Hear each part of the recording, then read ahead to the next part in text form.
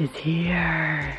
Now I get to drag this massive thing inside to do an unboxing. Oh my god. Rather large. Guys, what's up? Welcome back to my channel. It is finally new bike day. I promise I was not lying to you guys. I've waited so long, about 20 days to be exact, just because bike sales right now are just through the roof because of the virus. Everyone is buying bikes apparently, and it took me a really long time to get this bike in. So really excited. This is my absolute dream bike. I actually started unboxing this for you guys and I realized my camera wasn't recording, so we're off to a really great start right now. I just kind of wanted to give you guys a little bit of backstory on the bike, why I ended up going with this bike, because a lot of you might be thinking, Morgan, we've never heard you talk about this bike, and I've been wanting it for about 2 years. I really have not said a word about this bike ever. But like I said, this has been something that I've been wanting for a really long time. I've almost bought it so many different times now and just like, no, I'm not doing it. And this time I finally pulled the plug and was like, I'm buying this bike. I wanted something where I would never have to worry about being underbiked. I wanted just that confidence, having something that I know could just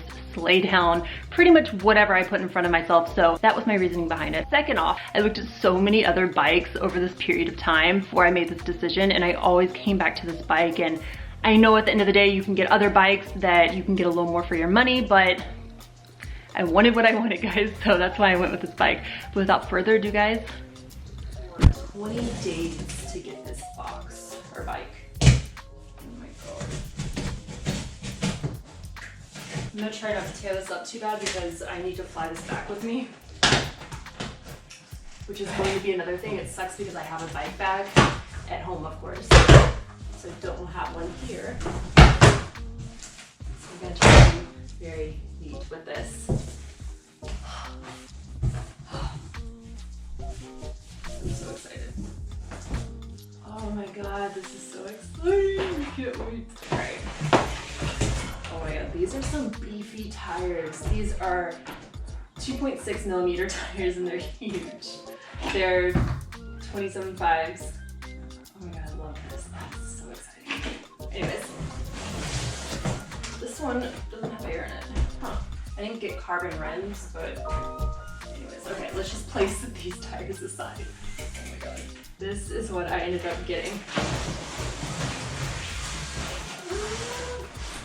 I got the Santa Cruz Bronson Carbon CR, which I'm so excited. Oh my god. This bike is massive. Alright, we got it. Oh my god, this is so pretty. It's matte. Oh, it's so pretty. So pretty. Alright, this is gonna be fun to cut. I'm hot. Guys, I got poison ivy on me from my dog. We won't even get into that. This is great. Alright, so I'm gonna pause you guys real quick and I'm going to try to get everything else undone first so this doesn't take forever. Alright, now that we have an absolute disaster in here putting this all together. It is storming outside, guys. Okay, Morgan, okay. So yeah, that's cool and all, but we don't really care. We just want to see the build. So let's get on to the build and just skip this whole part. So I'm probably 100% going to leave some features out on this bike, like the flip chip. So for the front suspension, it's running a RockShox Yari 160mm fork. And don't even get me started on these aggressive tires. I absolutely love them, and I'm learning more and more to just trust them. The brakes are SRAM Guide T with Avid centerline 200mm front and 180mm rear rotors.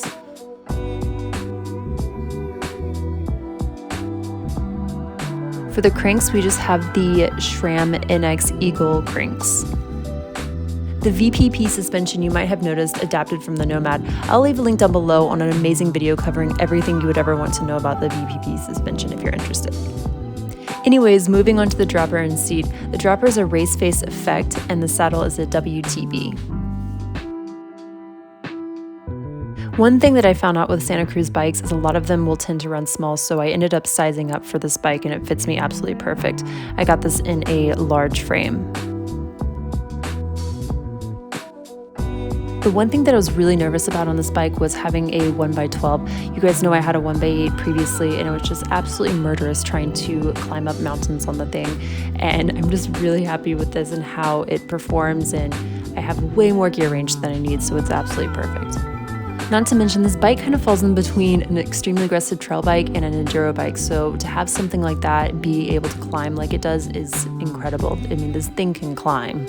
In the rear, it's just running a RockShox Super Deluxe, and it has 150 millimeters of travel. The only thing that I'm kind of bummed out about this is it doesn't have an option to lock it out, but again, not the end of the world. For someone who's coming from a bike with a 120 millimeter full suspension bike, this is like no other bike I've ever ridden before. It is absolutely incredible, and I cannot wait to hit more trails with this bike.